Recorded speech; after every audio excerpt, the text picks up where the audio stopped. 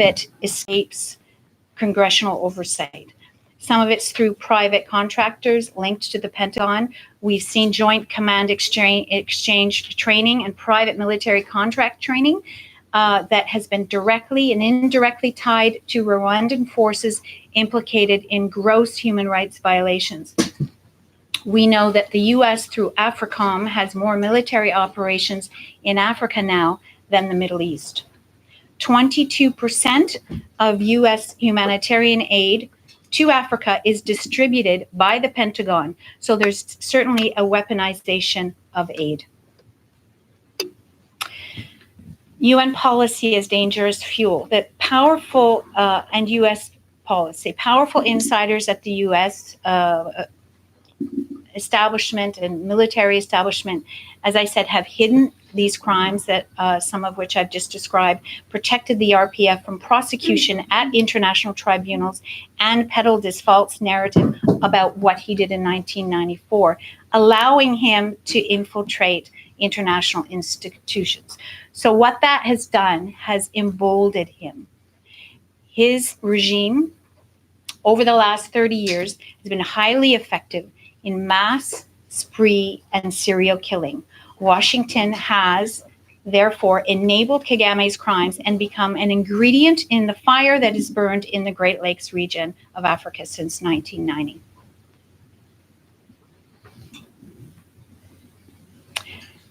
So just a very short comment about the international apologia as oxygen for the fire.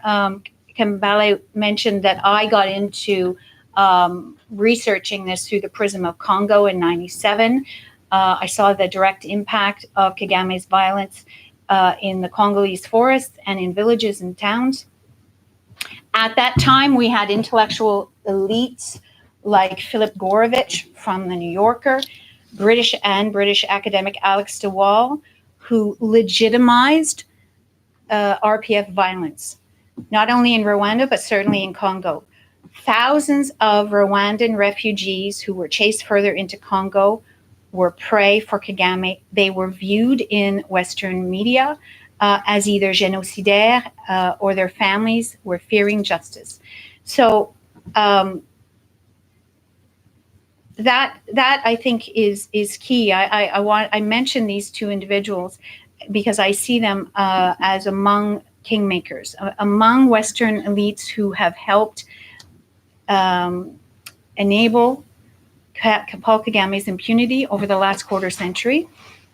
Many people have built their careers around this propaganda and one-sided genocide narrative.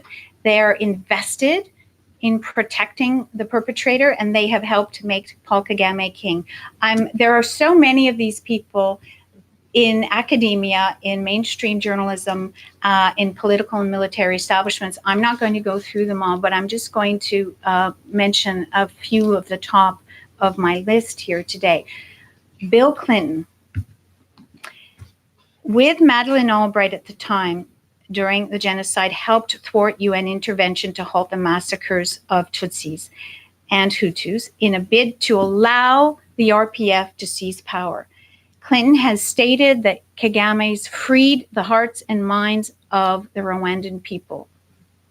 Under Clinton's watch, the U.S. greenlit the invasion of Congo by Kagame's forces. And when the UN mapping report was released, which revealed that Kagame's troops may have committed genocide against Congolese Hutu and Rwandan Hutus, Clinton said he was not going to prejudge Kagame because he really didn't know much what happened there.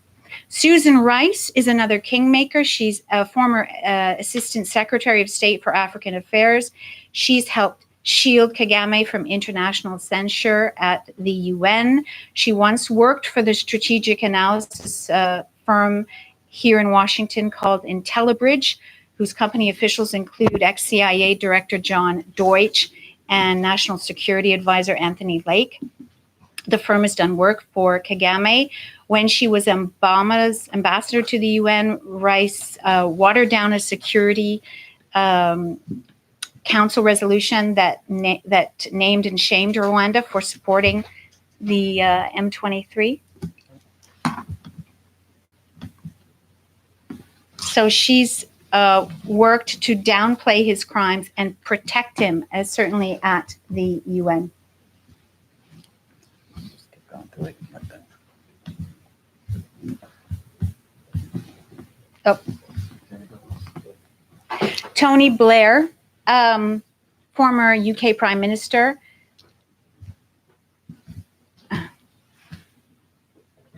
Sorry, he has been one of Kagame's biggest cheerleaders. And he's responsible for kind of opening the taps of financial aid, international aid for Kagame. Let's get that. Okay. Sorry about this. Let's keep going. So, and he's built this cult of personality around Kagame. Go ahead. Keep going and I'll Okay. fix it. I don't know. For Don't those know of my you list. being interested, we'll make sure to give you a copy of the slides. So make sure that you're signing up the table, and at the end of the event, we'll email you a copy of the slides so you can have it. So, yeah. So Tony Blair is somebody who's, for give you an example, on the 20th anniversary of the genocide, Britain poured £500 million into the impoverished nation. We also have a number of other key people, I won't mention all of them, who helped create in books, in literature, and in NGOs, which had an influence at the International Criminal Tribunal for Rwanda, the official narrative. And Rakia Omar and Alex Dewall, whose name I mentioned earlier, who worked for an NGO called African Rights, they wrote a defining book called Death, Defiance, and Despair, and that had a very big impact on the legal proceedings initially at the ICTR, and also Human Rights Watch has picked up, has cited African Rights and D&D's work about 42 times in their seminal account of the genocide. Philip Gourevitch, I'll end with him. I've got a lot of other people to speak about, but I'm just going to end it there in terms of the King. Philip Gourevitch, he's for years extolled the virtues of Kagame. His work has been highly ideological. He was critical of UN efforts to probe RPF atrocities of Rwandan and Congolese Hutus many years ago. And then when the mapping report was released in 2010, he refused to address the substance of the accusations against Kagame's troops that they may have committed genocide. Instead, he wrote that it was difficult to see how this could lead to any trials. There was very little detail connecting individually identified perpetrators or victims. So he tried to, I think, undermine or make it sound as if this investigation was not legitimate.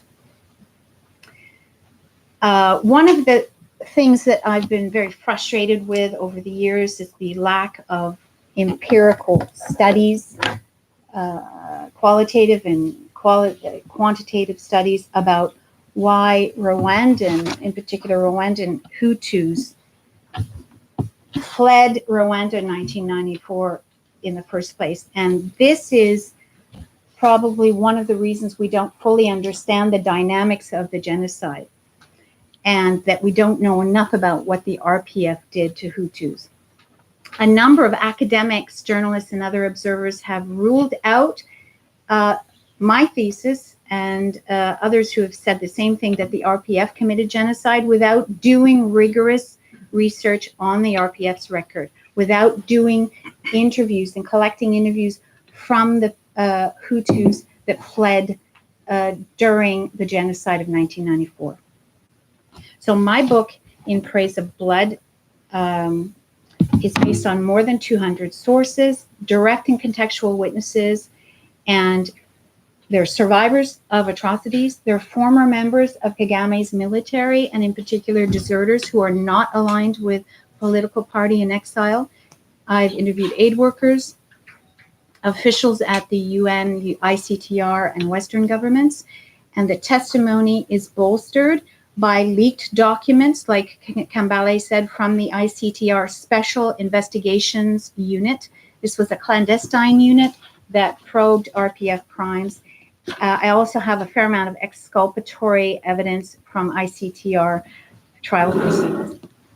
So the core conclusions of my book: RPF ignited the genocide by shooting down the plane carrying the Rwandan and Burundian presidents.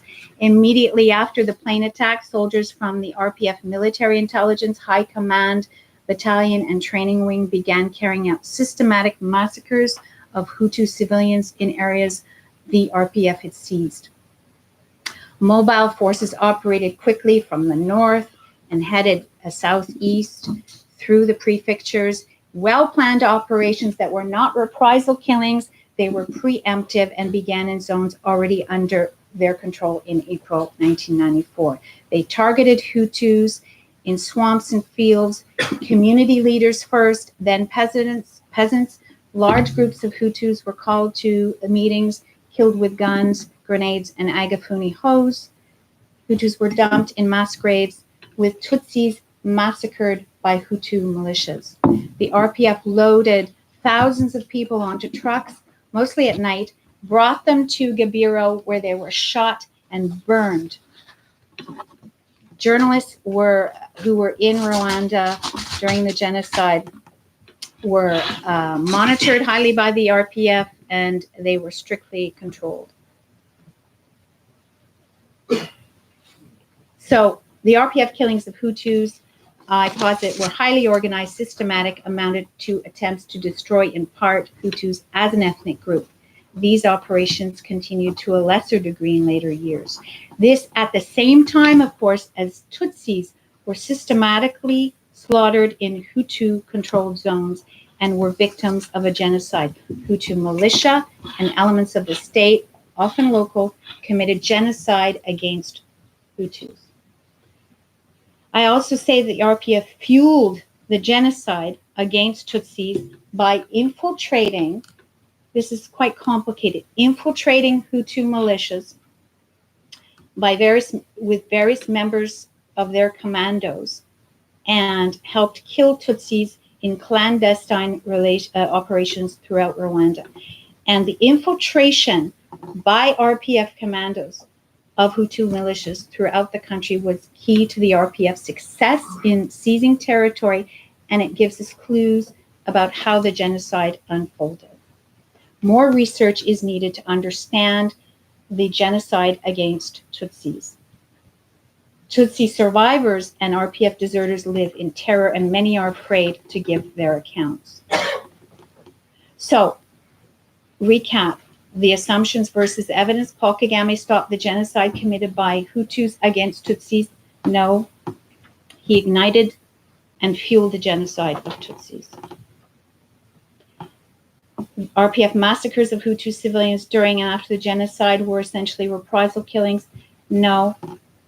Immediately after shooting down the plane, RPF organized death squads targeting Hutu community leaders, and they managed and peasants, and they concealed these massacres.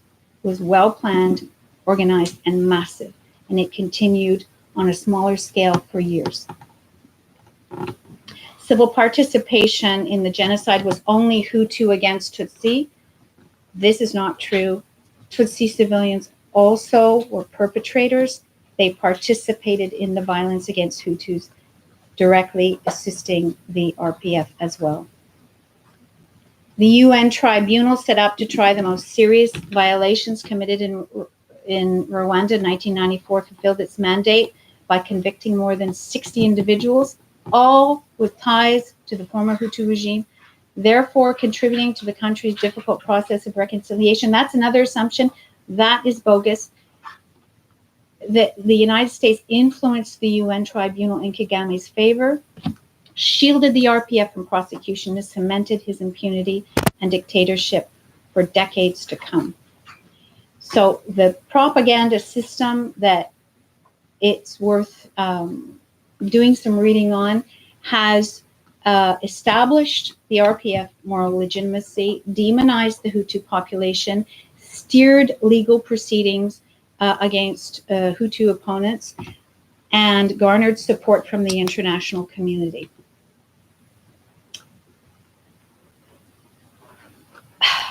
So, going forward, so many whistleblowers and witnesses and victims have tried to alert the international community to these crimes, but as I said, they've been intimidated, jailed, silenced, or killed, and the West deliberately concealing this evidence has not helped. There's a number of evidence and crimes and investigations that were completed that never made it to the indictment stage and never were prosecuted. I mention these in my book. One of the key points I'd like to share with you as I wrap this up and let Claude speak is a Faustian bargain that was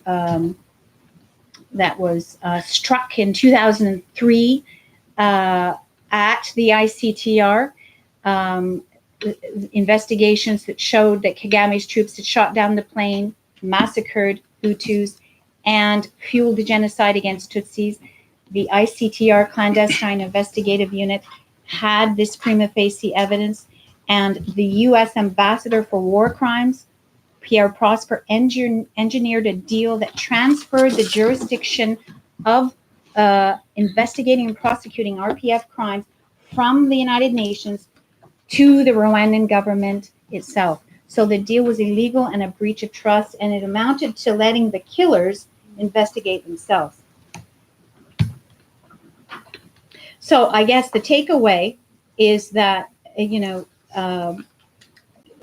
there's a sense from victims anyhow that their suffering doesn't matter. The refusal to prosecute the RPF and the international community is basically saying to the victims that they're comfortable with Kagame's crimes. Briefly, geopolitical interests that are driving these policies. We've seen over the last 30 years, 20 years in particular, Washington shifting support to military and political actors who can open up the Great Lakes region to valuable strategic minerals and provide proxies to fight their wars on terror. Rwanda, as its trump card, is a valuable contributor to UN peacekeeping. They have forces in Mali and Sudan. These countries are important nations in the Sahel, which contains vast deposits of oil and natural gas, which Washington seeks for its energy needs. There's also the criminal liability aspect for the U.S. government being complicit in Kagame's crimes because they had knowledge that were being committed and did not try to stop them. So it could be really argued that military assistance and satellite technology provided by U.S. to Kagame's troops amount to aiding and abetting these crimes. So my last minute will just, I'll share with you some policy recommendations because I understand it's really important to look forward and see how we can address some of these things. I think we need to join efforts in establishing a true historical record devoid of propaganda. We need to listen to Congolese activists and civilians and Rwandans who flee. We need to bring their story to the attention of Congress. We need to actively encourage Washington to reevaluate and reexamine its ties with Paul Kagame and the RPF, halt U.S.-Rwanda military cooperation agreements, remove Rwanda from UN peacekeeping, support the creation of an ad hoc tribunal for crimes in Congo, lobby the ICC to investigate and prosecute Kagame for crimes he's committed since the ICC was established in 2002. Help me get material proof of RPF crimes for civil and international courts by gaining access under the Freedom of Information Act to crucial U.S. satellite images from the National Geospatial Intelligence Agency. The NGA is part of your Department of Defense, and they have the material proof of what the RPF was doing in their areas during that they quickly seized during the genocide, also what the RPF did in Congo. And I've tried to access through the Freedom of Information Act some of these images. First, the Geospatial Intelligence Agency told me they didn't have these images. Then when I pushed them some more, they said those images would remain classified in order to protect national security. So whose national security is the United States trying to protect? We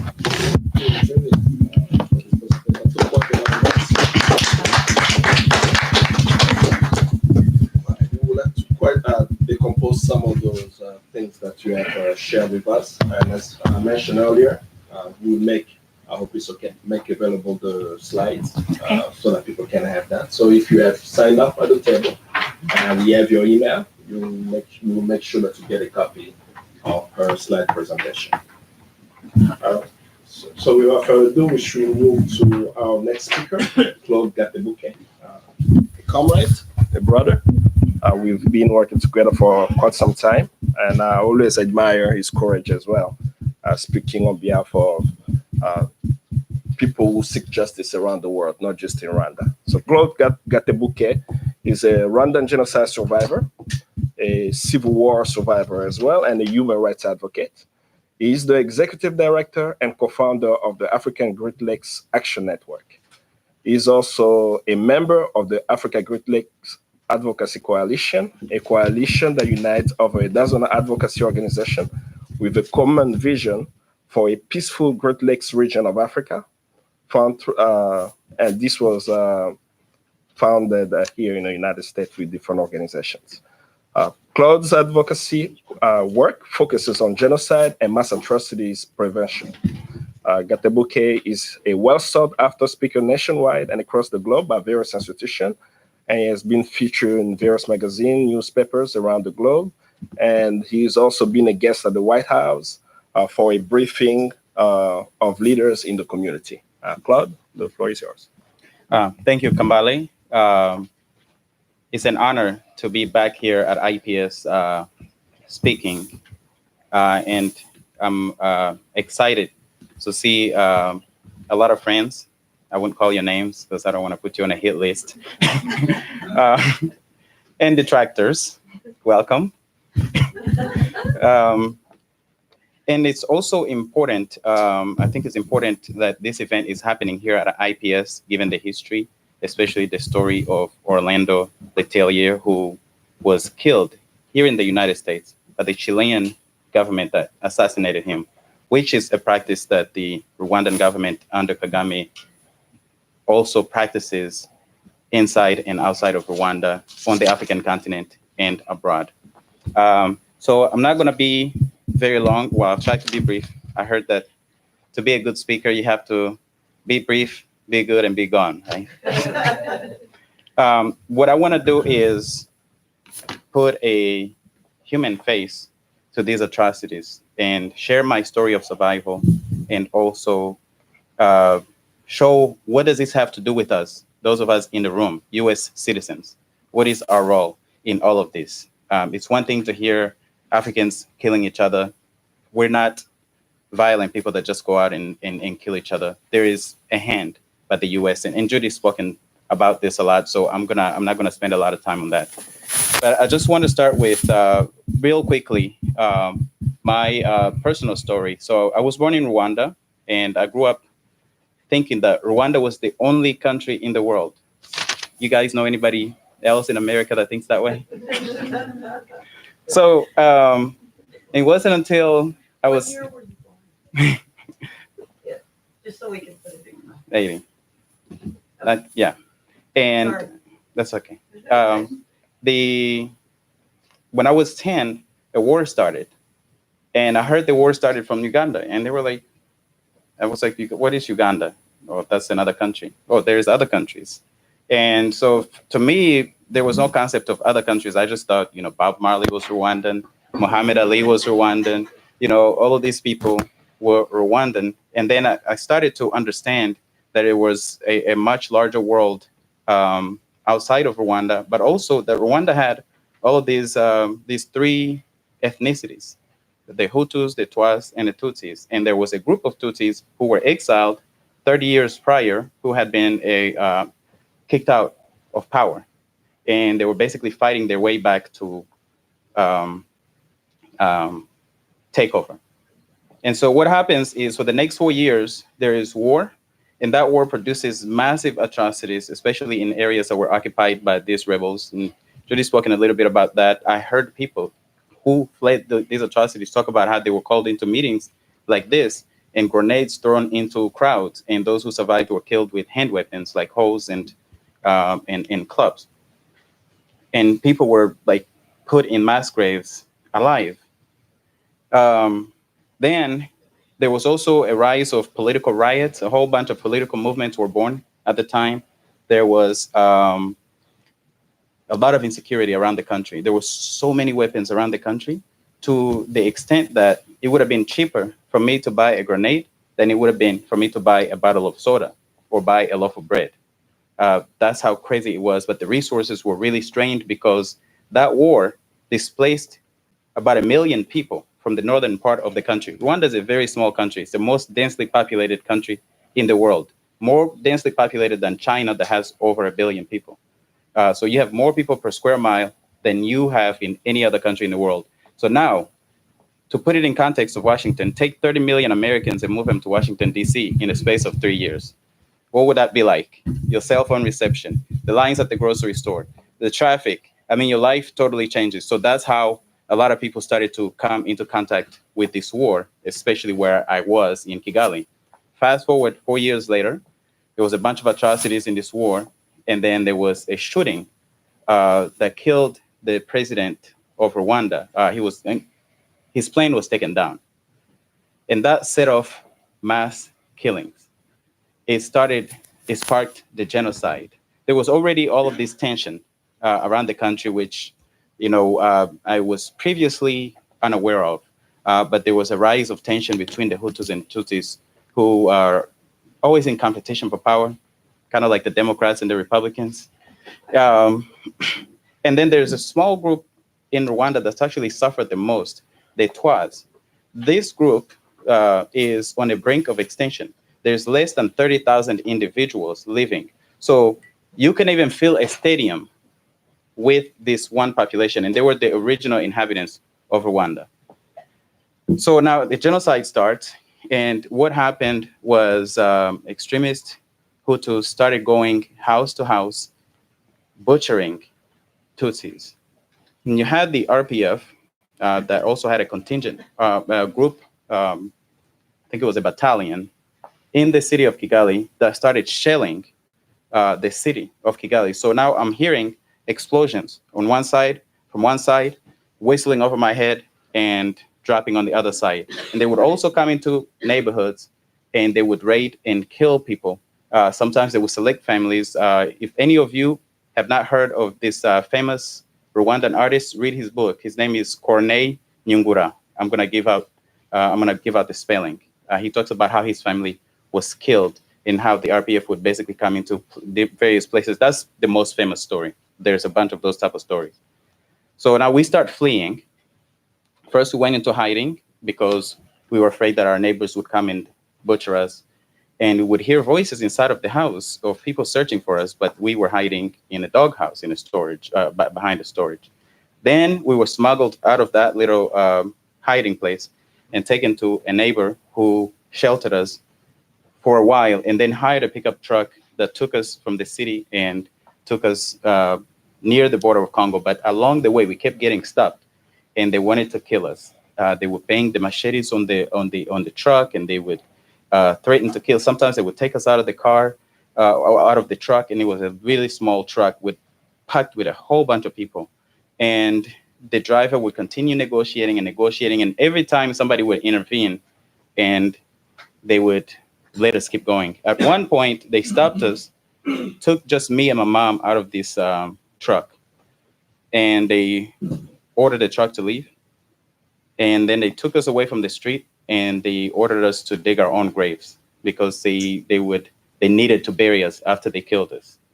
And then a bunch of neighbors, strangers, I had never stopped in this place before, just started running up, and they started yelling from a distance saying, "Don't kill them, leave them alone." And it was mostly women, older men, and some kids.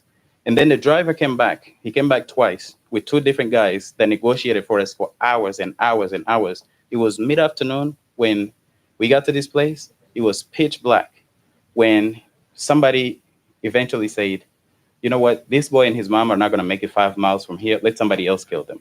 And somehow they agreed to it. And so we ended up sheltering at another house for months until the bombing campaign by the RPF got closer and closer, and we crossed into the Congo. And then there was other issues with cholera killing a whole bunch of people. But we were rescued from Congo by an American aid worker that took us to Uganda, and eventually we came to the US. So I want to stop there about my story, but how did I start speaking and why? I actually didn't want to speak or tell my story when I got here. I was really afraid of even sharing it, and I really wanted to just forget it. And I went through a whole 4 years of high school thinking about it. And then when I got to college, I read the book of Frederick Douglass. Anybody heard of him? So when I read the book, excuse me. Can you let him? Can you translate in French? Can we let him speak? Yeah. Thank you. When I read the book, I just saw this 7-year-old boy sold into slavery basically became somebody's lawnmower or somebody's microwave. He was not a person. He was property for somebody, just like we have these cameras, right? You push a button, you do this.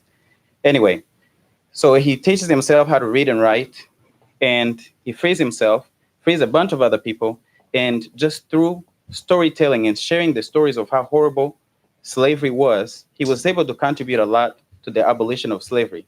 And I had this story also, and there was all these atrocities happening in the Congo. And so I decided to start speaking out and telling my story, and many caught fire, and here I am telling the story at IPS. So it's February, right? And it's Black History Month. So I just kind of want to put this in the context of Black history and use the analogy of the Black history theme. How many of you in the room, knowing what you know about slavery today, would support slavery? Show of hand. Don't worry, I'll wait. It's one person. Okay. How many of you? Okay. Oh, hand down, right? Okay. How many of you in the room would do something, even if it's a small inconvenience to your normal life, to do something to stop slavery? Show of hand. Okay, that's everybody. Okay, what we have today in the Congo is very similar to what happened in slavery. What happened with slavery is it was the extracting of resources. The resources were human at the time. So human resources were being taken from Africa to the Americas. Today, we have the resources that we actually use in our cell phones and other technologies and aeronautics and all kinds of technologies to power up and keep us moving in our daily lives. But these tools, we can also use them to actually advocate and push for a stopping of this practice. So the resources are the coltan and all of the other resources coming from the Congo. Who is doing it? And who was carrying out slavery? Corporations. And we have multinational corporations basically robbing the Congolese people, displacing and robbing and taking and making a profit off of the suffering of Congolese people and the people of the Great Lakes region. How did they get away with it? They had cover from the government. They had laws that made it legal to actually do that. That's what we have today. That's what Judy was talking about. When you have basically the US government providing diplomatic and political cover to local players like the Kagames and the Musavenis and the Kabilas who have been involved in the massacres of millions of people in the region. That's how these corporations are getting away with it. Who were the other players, the African players? Whenever they couldn't just grab people and put them on the boats, and I've been to Gorée Island, it's horrible. A room like this, you will put hundreds of people ready to ship them off. The rooms are really tiny. when you look at him to jam that many people in there. It's like sardine. Now, the local players, the local kings and rulers in Africa at the time were selling other Africans into slavery. That's what we have with the Kagames and the Musavenis and the Kabilas. That is what they're doing. They're doing the bidding of these corporations and Western governments. And how else did they get away with it? The media was basically glorifying this practice as good business. And then the individuals like us were totally silent about it. And silence is consent. And the other thing that was happening, the masses were suffering. What we've had in the Great Lakes region is nearly 10 million people have lost their lives in the last 30 years. And it's also estimated that about 10 million people lost their lives in the Atlantic Ocean, crossing from Africa to the Americas. It's very, very similar. I hope that analogy makes sense, does it? Okay. So what does it have to do with us today? We're paying for it because we are taxpayers. And the US is providing military support and aid and diplomatic cover and funding for a lot of the actors who are destroying the lives of the people in the Great Lakes region.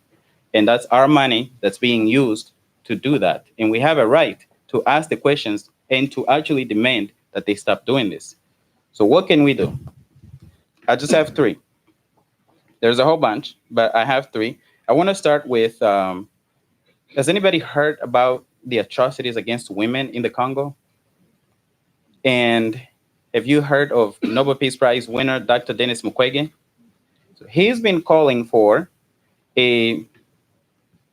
tribunals to try the people responsible for the crimes documented in the UN mapping report that was released in 2010. That report talks about so many crimes, but there's only 600 and some odd incidents. Only. It was only documenting the major crimes. There's still a whole bunch more. One of them was genocide committed by the Rwandan troops. Others were crazy amounts of massacres that were committed against the Congolese people. The Congolese people have suffered immensely, and we need to demand justice for them. And so we need to support the call by Dr. Denis Mukwege and the Congolese civil society to set up these international tribunals to try those who are documented, at least in this report, and hopefully even more.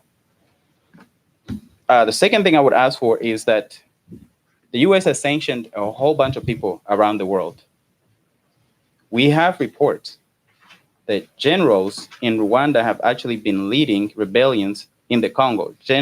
I'll just mention a few names. General James Kabarebe, General Jack Nziza, General Charles Kayonga, and you'll see a bunch of those names actually in Judy's book. It's like, I can't remember the page, but it's in the book. And you'll see all those crimes. It's horrible. And the third is to stop military support of the Rwandan military. So that's all I'm asking. And I'm not sure that it actually inconveniences you that much, but you can actually do something really great by doing something really small. Thank you so much for your time.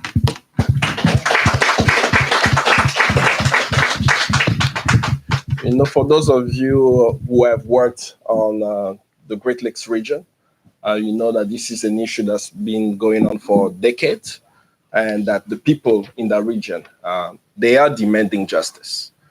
Both for the speakers, Judy and Claude, clearly laid that out, why it's important. There is a human face to that. You know, usually share the story of two people. One is my uncle, who disappeared for 3 years. After 3 years, was found decapitated, right? And another is a colleague of mine. We worked very closely. His name was Father Vincent Machozi. He had a website called Beni Lubero, documenting the crimes taking place in the East. And the way I found out that he was killed was a Facebook feed. So whenever I'm hearing the death of Kobe Bryant and how people were angry at TMZ, how do you disclose that? we in the Great Lakes region sometimes are faced by this type of information atrocities coming to us at a very fast pace for 3 decades, literally. Uganda, Rwanda, Congo, we all have suffered that. And what the people yearning for is justice. And there are mechanisms that's being proposed that we hope people will support. The people on the ground are continuing to fight for justice. And we hope that those of you who came here, that's the biggest message, that the crimes have to be, people who have committed crimes have to be held accountable, and the people who have suffered so much can feel that there has been some form of justice for the crimes committed. I will encourage those who are watching us on live stream to leave your comment. I will go through the feeds and put some of the questions. And I think we'll try to change a bit for the questions. I think we can engage with the audience. That should be fine.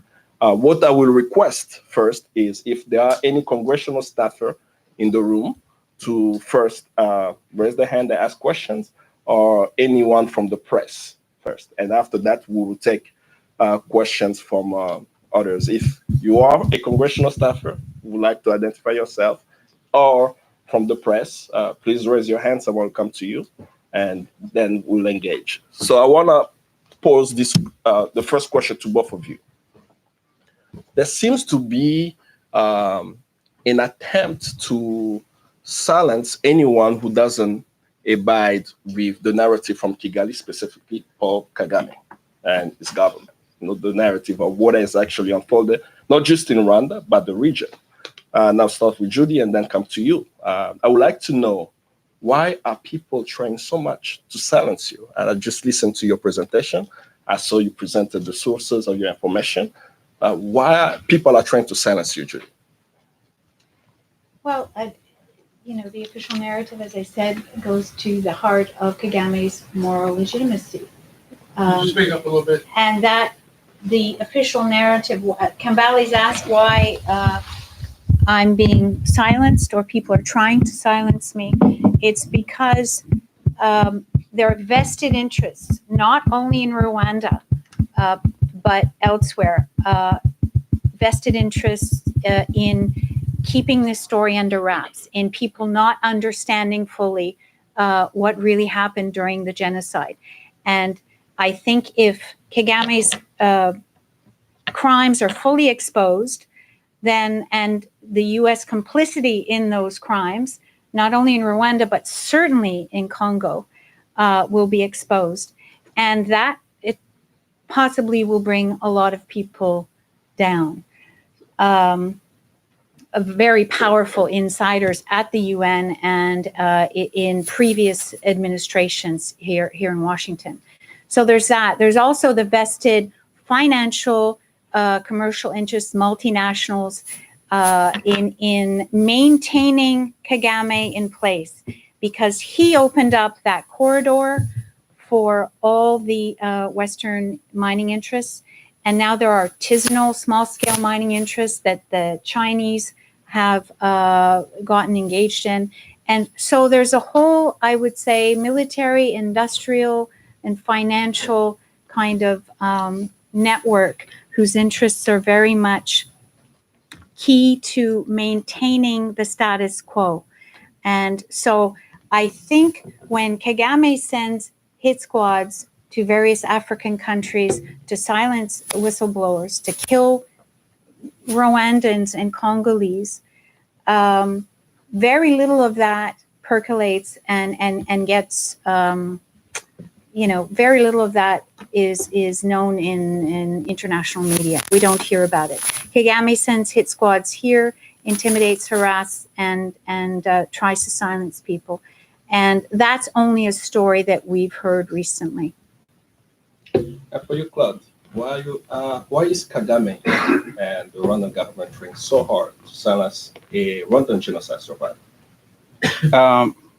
So the reason is because the more the whole story gets out and the whole truth gets out, Kagame is no longer the saint that pretends to have stopped the genocide, when it's known. By the way, I have a video testimony from one of his former bodyguards, James Munyandinda, stating that they sent troops and soldiers to mix in with the militias that were killing Tutsis in 1994. I have that testimony, and I have it from also Alois Rienzi, who was also his bodyguard. Now, what he doesn't want is, Kagame has this great image of, his built up Rwanda. It's a nice and beautiful country. The streets are clean, and nobody says that about South Africa, right? But if you go to Cape Town, it's a beautiful city. It's very clean. But you don't talk about it being clean. You look at the social issues. That he wants to hide behind this image of clean streets where they're taking people off the streets, jailing them, torturing them, because they're either homeless, they're street kids, they're street vendors, or they just don't look clean for the tourists and the people who praise him. He also has a lot of, people like Bill Clinton and Tony Blair and others who promote his image. And he spends a lot of money here in the US. We have documentation on PR, to maintain this great image. So when you talk about the crimes that he and his military committed, he knows that justice is coming. And we have seen various African warlords, which Kagame is, end up in prison. There's Charles Taylor of Liberia. And then you also have, which it was a beautiful thing. It took 30 years, but it happened. Isena Bray of Chad had tortured people, and the people who knew his crimes never backed down, from pursuing justice. That's why they want to silence us. And I also want to talk about how they do it. So there's this cancel culture. You guys know about it, right? In Rwanda, nobody can speak and talk about these crimes. They will be killed or jailed forever. And people are killed inside and abroad, inside of Rwanda and abroad, sometimes for speaking out and sometimes not for speaking out, because those refugees, the 200,000 refugees that were killed in the Congo, had not said anything. A bunch of Rwandan people who have been killed had not said anything. It's actually a good thing to speak up, because then it's going to take them a whole lot more work to actually, do something. So they don't want more people speaking out. And what they do outside of Rwanda, they use, there's a wing of the government that pretends to be a non-governmental organization. It's known as the Rwanda Diaspora. And the way they operate, it's under the Ministry of Foreign Affairs in Rwanda. So it's like an embassy outside of the real embassy. And some of what they do, of course, they disguise themselves as the Rwandan community of Atlanta, the Rwanda community in USA, the Rwanda community of Chicago, the Rwanda community of the DMV.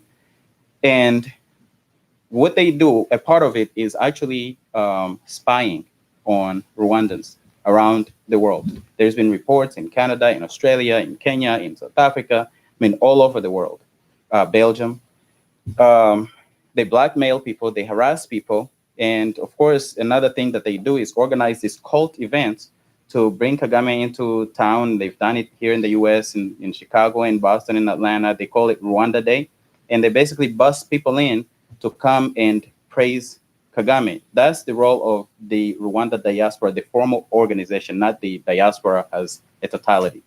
And so this organization is who basically, as far as canceling all these events, a lot of times is speaking up for members of that organization or leaders of that organization. A lot of times they're out there trying to get these events canceled.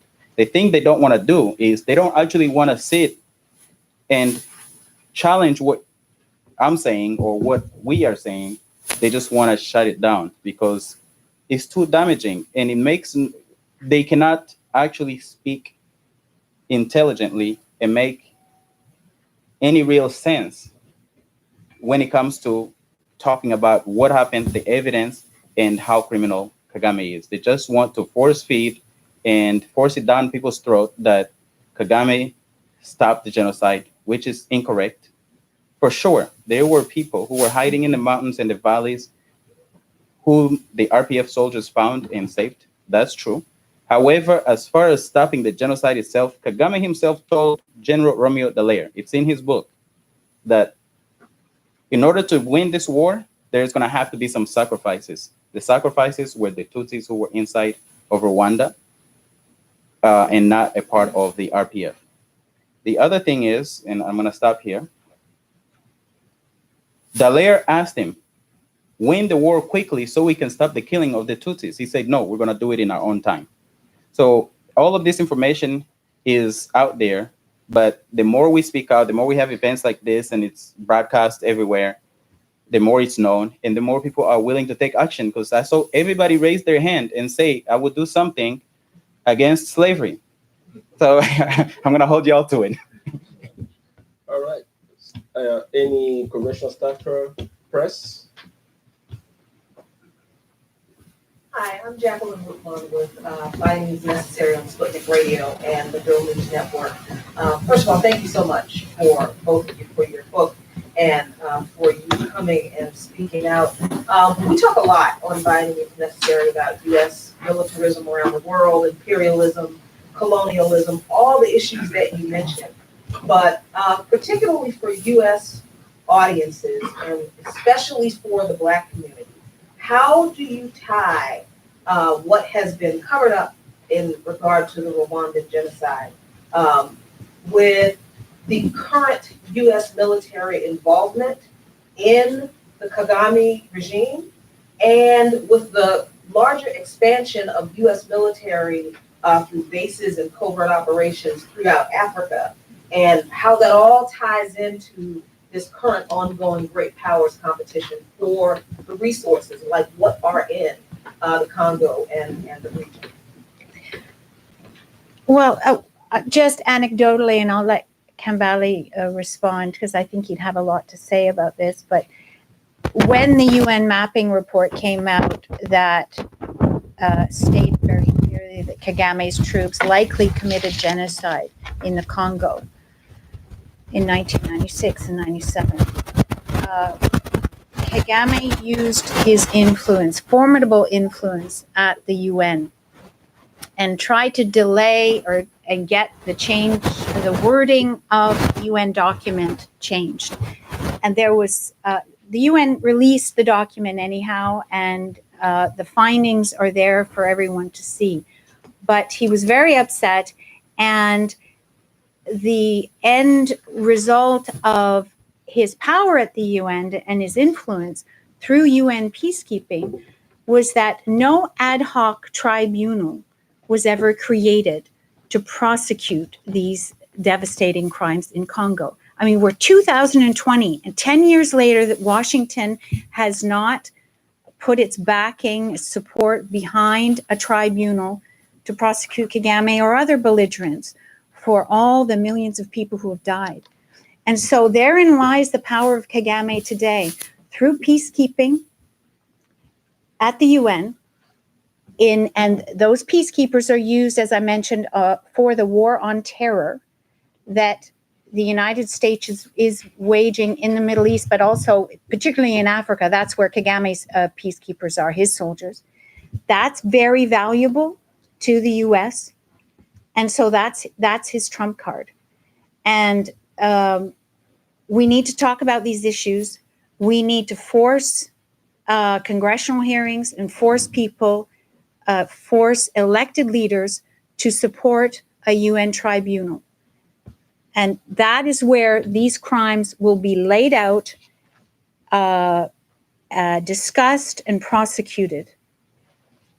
So to just add very briefly, I'm sure you saw not long ago there was a young man from Chicago who was killed in Camp Simba in Kenya, right? This young Black man with his death kind of opened my eyes into even thinking about U.S. militarism differently. Because while we may talk about the U.S. power and U.S. imperialist power being extended across the African continent, ordinary citizens actually somehow participate. I do not know the story of that young man. I believe that there was maybe ROTC at his high school, maybe an army officer who came to his school saying that join the U.S. military, you will have great benefits. I'm saying that from experience because I went to high school here, where they tell you will have great medical, dental, you'll get to travel the world. You won't pay taxes on the U.S. military bases. That's how they sell it. They try to sell it to me. The only reason why I didn't end up in the U.S. military, because I was underage. The officer had to come to my house, and my mom looked at me like, "You crazy? Why are you trying to join?" I said, "Mom, they'll pay for many things." Yeah. Right? So when you have this young black man now ending up in 𝐁𝐥𝐨𝐵𝐲, assassinated by Al-Shabaab, for me now in the college, we need to educate people about U.S. Military, U.S. AFRICOM, right? Because not only it affects Africans, where the African dictators, the strongmen, are being armed, trained. Paul Kagame was trained as a Ugandan soldier here in the United States. Nothing happened from that. We have who go to this deployment, we're building drone bases, but there is no pushback for the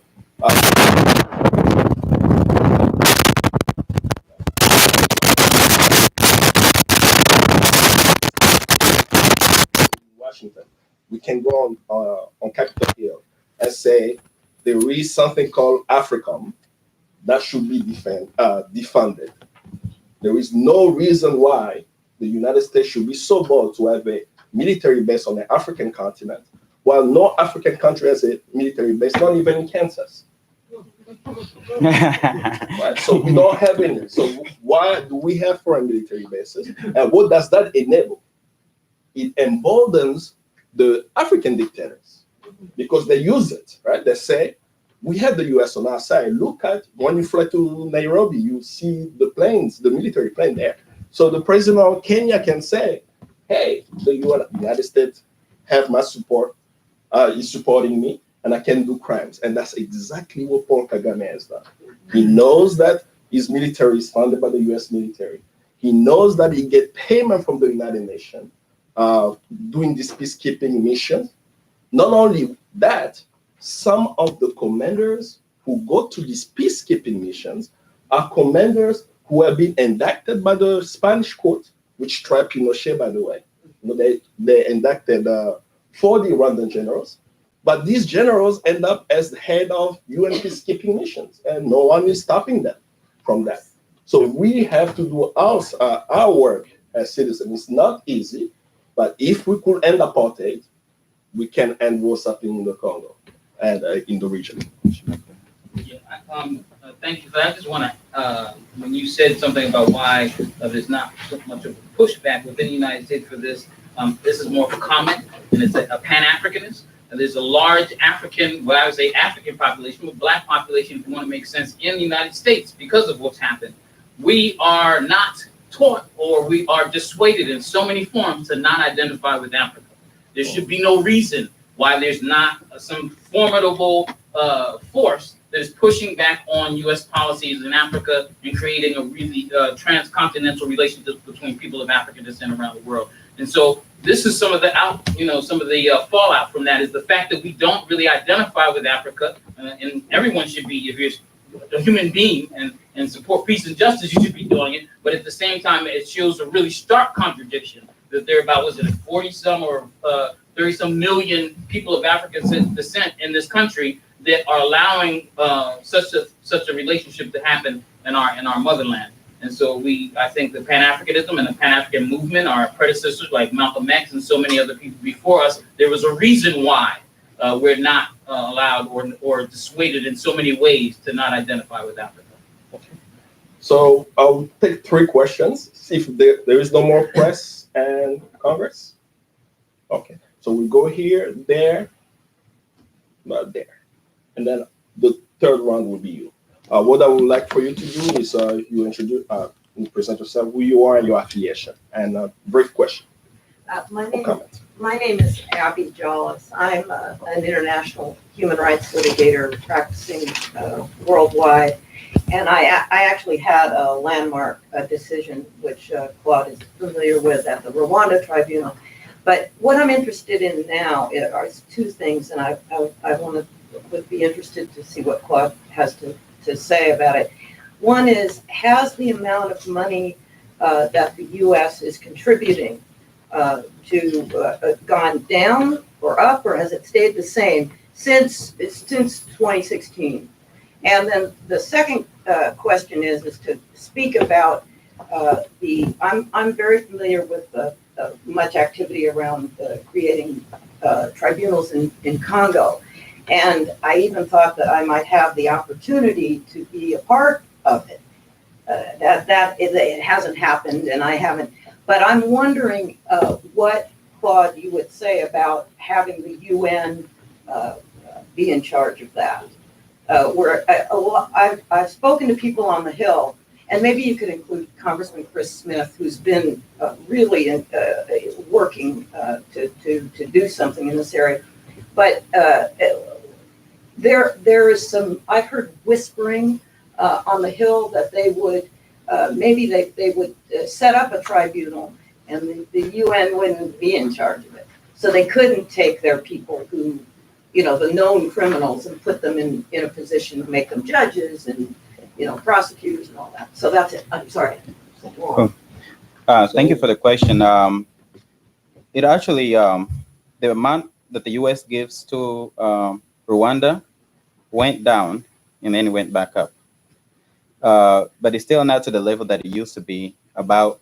So when it started going down is when the M23 was just ravaging the Eastern Congo, led by the three generals that I mentioned, General 𝐁𝐫𝐶 General 𝐁𝐥𝐫𝐬𝐲, and General Charles Kayonga. By the way, me and Kambale refer to them as criminals without borders. You guys heard of Reporters Without Borders, Doctors Without Borders? We have criminals without borders because they're committing crimes in Uganda, in Rwanda, in Congo. Anyway, South Africa, Kenya, all over. Now, what we have is we did a push, one, to even release the reports that they were doing this. Then the U.S. withheld $200,000. That's one person's salary, right? Right. But that had a domino effect across all of the donors.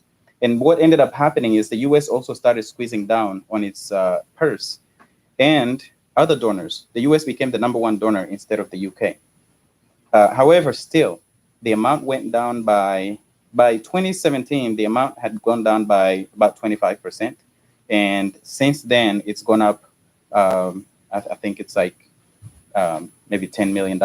No, so not that much, but it seems to be going up a little bit since 2017. I see the U.S. influence at the UN as the biggest problem. It's not the UN. The UN system is broken, absolutely, because of competing interests. And there were so many problems with the tribunal on Rwanda, and therefore, they granted Kagame immunity, legal immunity. But it was the U.S.'s actions that did that. The UN was supposed to try Kagame and his henchmen for those crimes. The U.S. made sure that it did not.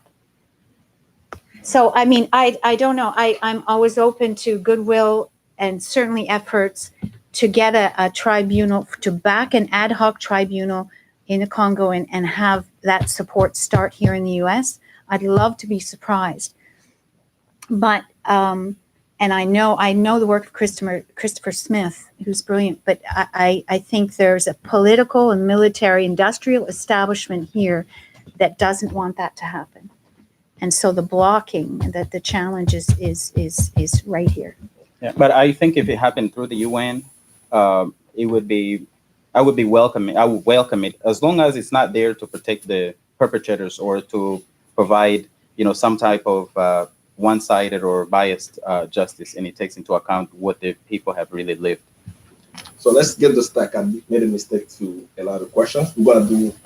There is a person there, and then Alula. And to add to that point, the Congolese people's call for transitional justice is a mixed court chamber. Mm-hmm. And that call is in the UN mapping exercise report. Yeah. It's explicit. A tribunal inside of the DRC to make it cheaper to find information instead of The Hague or anywhere else. And the civil society is behind that. And this is also the call that we support from Dr. Mukwege, that there should be a tribunal for those crimes. If any mechanism creates that tribunal, which is a mixed with local and international judges, that will go alongside what the Congolese people would like.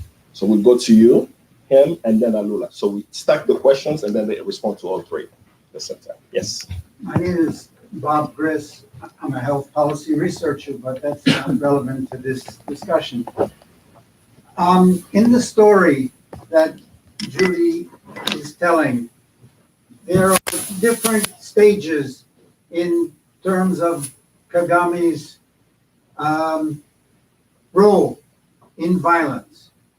I heard that he provoked the genocide through the killing of the Tutsi president in this plane crash. Yeah. Secondly, I'm hearing that after the genocide, the Tutsis played a role, and I guess Kagame, as the leader of the Tutsis, played a role in ending that genocide in Rwanda, but then followed that role into the Congo, where Hutus ran, and then committed various crimes of genocide against Hutus and I guess Congolese also in the Congo. What I'm trying to understand is whether the Western interest in minerals in the Congo was responsible for Kagame's activities before the Rwandan genocide, or whether the Western imperialists, in a sense, took advantage of this conflict in Rwanda and saw Kagame as a military leader who they could use to persecute, to dominate the economy of the Congo. If that's the case, the implications of a reconciliation, I have always heard that the If you don't Rwandan, mind, I would like to cut you short because we are going to 1:30.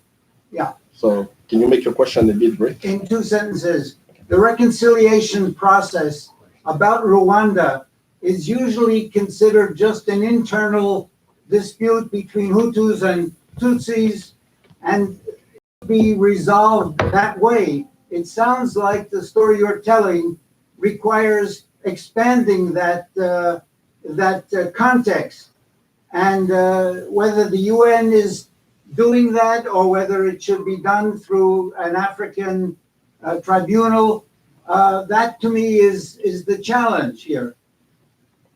Okay. So make sure it's brief.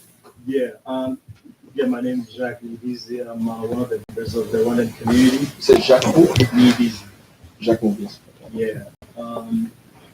So basically, I just wanted to kind of counter all the JudiRever mentioned her book and what Claude had said.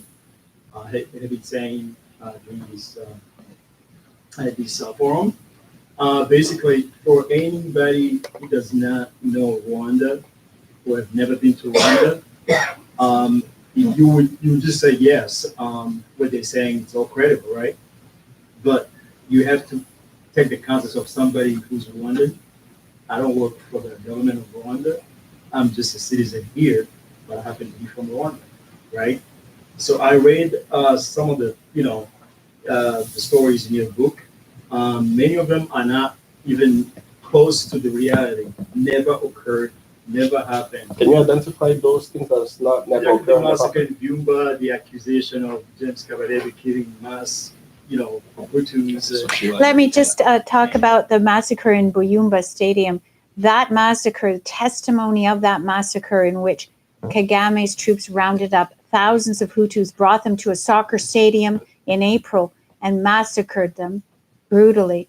That the evidence for those crimes, you say it didn't happen, is in ICTR documents. Yeah, And so you say it didn't happen. Yeah, let me just say there were killings, but to really make the long story short, because we we're running out of time here. We gotta go back to work. Thank All of you. us. Long story short is that Kagame really stopped the genocide. Just to give that an idea that if the army of Kagame, right, the RPF, would have killed, we'd go and engage in a mass killing. Do you think there could be a state of Rwanda? There would not be a state of Rwanda. So the idea was just to stop anybody who was killing other people and kick out the militia in the army who were killing, the minority, the Tutsi. Thank you for your question. If you don't have any other question, I have to jump to I Mr. would just to briefly say And that. So don't believe Your question is around anything- Buyumba, and she's going to respond to that. So let's go to the next one. So she can either provide the evidence on that question. So, sir. First of all, I'm Dr. George Alula. As many of you knows me, it has been 10 years almost that Kambale and Claude, we didn't meet since the mapping report at the Hill. And also, the problem at the Hill, I called the Rwandan people to stop the genocide in Congo. When I see JudiRever, for which interest, she has to put her life in line to write about something. The friend of the Congo has been calling for years to break the silence. You were so young, Kambale, finishing your high school, when I know you, with my brother there. Without your work, some of us give up because we give a lot. 10 years of activism. I see this room is full of people who can change the world because you are able to. I believe on that. That's why I stopped working and come just to support you because I wrote a book on the Congo genocide. The same message I would give to my brother here. I grew up with the Bisengimana family in Congo. So I grew up close to the Rwandan people. So when the genocide happened in Rwanda, I ran a fundraising where I put $5,000 in Paris. The fundraising I ran was for UNICEF and the Francophonie organization. My brother, you were not at the stadium. You see a young boy talking about his own story. They were not there either. No. Listen to me, please. I was 7 years old in Kisangani when the war happened there. Across bodies of people asking my mom, what is this? I was among those young boys and girls that you see processing when the war happened. It happened to me. And I don't know why I tie my life with this kind of situation because I saw many deaths, many of them. That's why I stand up to stop and calling the world to stop the genocide in Congo. You can come and say everything she said is a lie. No, I am the one who pushed the UN to publish the mapping report because I took the report, I put it in the book, The Ignored Economic Genocide in 2009 when Obama came in power. Brother and sister, we need to stop that. When we're talking about the situation, how to help Paul Kagame to change his life, how to help those leaders who bring our region in a worse situation like that we live in. 12 to 18 million people. We are here about to deny 3.5 million. 3.5 million, that was a little number. No, we need to help the Congo. Genocide is when you're killing people, putting them on the street, breaking the infrastructure. That's the definition of the genocide. Don't ask a doubt. This gentleman was so little. For what reason? Claude will come in here and say, oh, my mom and did. How can he fake a kind of the story? So just sometimes silence is better. Instead of coming and just say, no, it didn't happen. I thank you so much for your time. So we'll address your question. I think Judy can address that around the narrative. I think I would agree with the latter part of what you said, that the U.S. Took advantage of what Kagame did and then saw an opportunity to open up this corridor where the world economy starts. But certainly Kagame was, as Claude mentioned, he was trained in the U.S., long-standing ties from the 1980s and 1990, very solid, unbridled support, I would call it, as Kagame was committing crimes during the invasion war, during the genocide, covering that up, praising him. and then greenlighting, assisting his invasion in the Congo. It is complicit support. And just to add real quick, it was also an opportunity to replace Mobutu, who was the local puppet, or if I could use that slavery analogy, the seller, the African seller of slaves. Mobutu was old. It was time to replace him. So they replaced him with Kagame and Museveni. And the reconciliation part, yes, it needs to expand. It can't just be inside of Rwanda and between the Hutus and the Tutsis and those who agree with Kagame and those who don't. And if you want to see how reconciled Rwanda is, just check my timeline. Do you want to go back to his question? He challenged one of the information you provided. Yes. You already answered, but do you have any addition to it? I just want, very, very briefly, one of the investigators at the Special Investigations Unit of the ICTR that Abby would know about, but one of these investigators said to me, never in his life. The ICTR is the UN tribunal that was set up to try the crimes in Rwanda. Sorry, these acronyms. And so, What was the name of it? I don't know. I can't say who he is. But the investigator, what I'm saying is, a lot of people have heard about the clandestine unit. So what I'm saying, the investigator who investigated the Buyumba Stadium massacre that this man says did not happen. He said never in his life has he seen so much evidence. He had witnesses who brought perpetrators, who brought those Hutus, men, women, and children, and old people to the stadium. Witnesses of people who were outside guarding so that other people wouldn't come and see. He had perpetrators of RPF soldiers who gave testimony of what they did inside the stadium. He had the people who brought the corpses out after they were massacred and then buried them, took them off. Never before had he been involved in a case where he had so much information. And this man here says this did not happen. And I see. What I'm saying, you could have been. We shouldn't have a debate. I'm telling you, you're telling me my book is full of unsubstantiated claims. This has been documented by the UN tribunal. This man's voice is trembling because there has been systematic gaslighting of victims in Congo and in Rwanda who are victims of Kagame's crimes. And gaslighting is when people start questioning the reality of their own experiences. We should not be here today, 25 years after the genocide and 20 years after Kagame invaded Congo, and still be begging to or nervous to speak about this. This should be part of the popular discourse. But, unfortunately isn't. That's why we're here. Yeah, and Just to add, I also spoke to a lot of those witnesses and many others, and it is this is why I can't even I've worked for a very long time in and around this area, and I have spoken to these people. I have in some cases become part of their lives. It's very hard if you're actually working in it. It's hard, and I understand 100%. And for a 7-year-old to have to see all of that, I mean, anybody in this room who has children, they would know what that's like. You try to not have your children dig their own graves or whatever. I mean, So anyway, I just wanted to say that I also.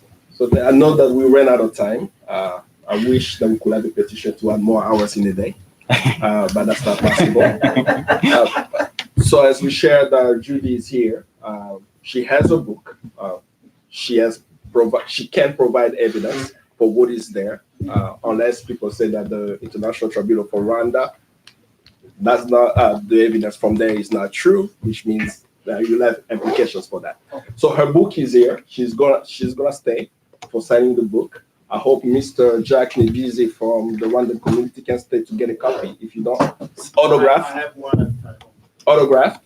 That way that we all can learn more from the book. And I believe Brother Maurice is going to handle the book sales at the table there, and then you can come back in here and speak to you. Okay, thank you. Thank you, everybody. Thank you, everyone. We do a lot of stuff here thanks to policy studies. We believe that people need to be informed, engaged, and interconnected. Check out the flyers and information that we have on the table. Thank you. All right. Thank you. Hi. Thank you very much. Thank you for coming and being interested. I'm Palestinian, and I visited Uganda lately for the first time. Oh, you did? Yes. What's your name? Ziad, Z-I-A-D.